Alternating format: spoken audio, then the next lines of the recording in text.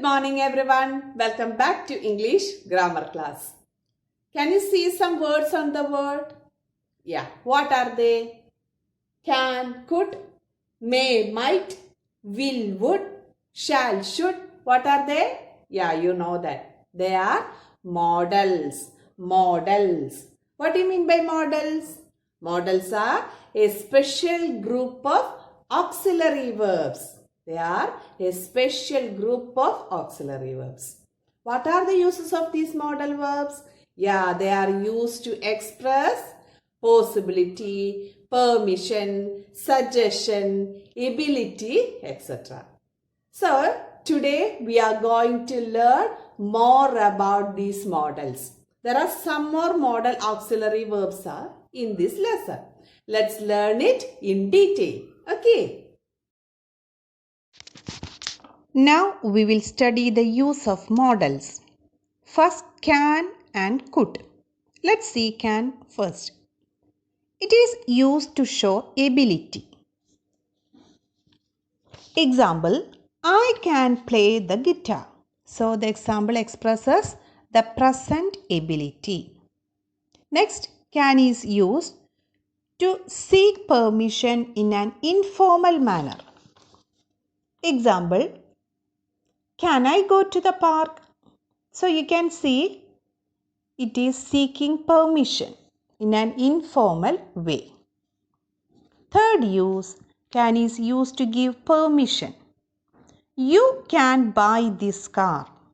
So from that example we can understand it's giving permission. So these are the three uses of can. Now let's see could. Could, you know, that's the past form of can. First use to show the past ability. Example, I could play the guitar when I was in school. That means I had the ability in the past, but now I can't play the guitar because I am out of practice. So here we can understand could shows past ability. Second, could is used to make polite form of request. Look the example, could I go to the park please? Did you notice that please at the end of the sentence with could? That is because could is more polite than can. So if you want to talk to your superiors, if you want to be very polite, so use could to make more polite form of request. Second, we are moving to may and might. May. It is used to show possibility. Example, it may rain today. That shows possibility. There we use may. Second, it is used to seek permission in formal manner. May I leave, sir? So asking in a formal way, we use may. Third, to make a request. May I call my friend? Yeah, we are making a request, so we use may. Then last, to express wish or prayer. May you live happily. We commonly use this sentence, no? While wishing a birthday or anniversary, we are using this word. May. May God bless you. May you live happily, like that. Now we are looking might. As you know, might is the past tense of may. Might is used to express possibility. Example, it might rain today. So that shows possibility. Not sure about that. Possible chance is there. Secondly, to show a rare chance of happening of something. Not a surety is there. A rare chance will be there. So we use might. Example, I missed my bus.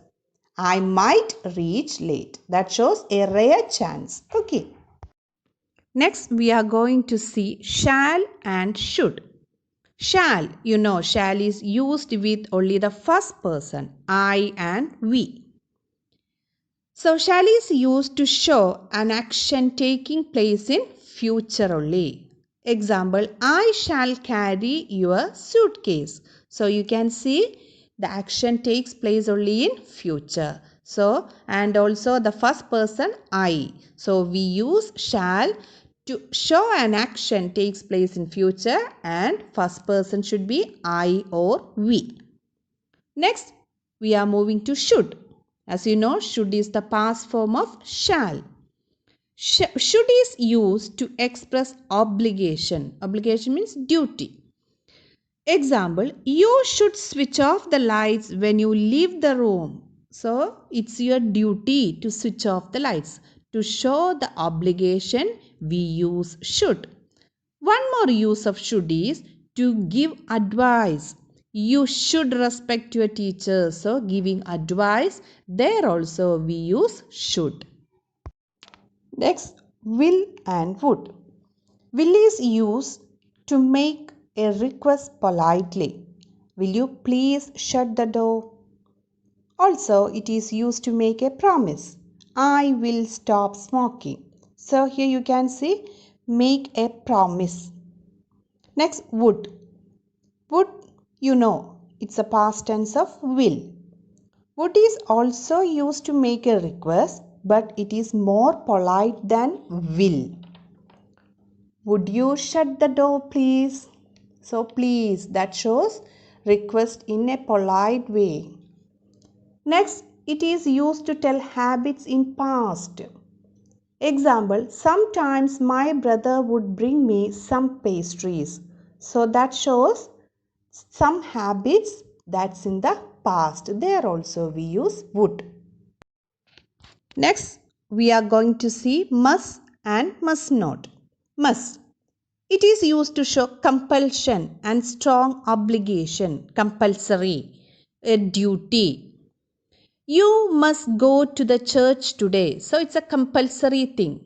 To express that compulsion, we use must. Another use of must is to show possibility. You must be tired to show the possibility. There also we use must. Next one, must not. Must not, we know the negative sense. To show prohibition. Prohibition means an action of forbidding something. You must not work on my laptop. So that shows you must not work on my laptop. It expresses prohibition. Then the last two, need and ought to. Need. It is used to express some necessity. You need to brush your teeth every day. That shows necessity. There we use need. One more, ought to. Ought to, it is used to express obligation. You ought to drive carefully in bad weather. There we use ought to. These are the different uses of modals.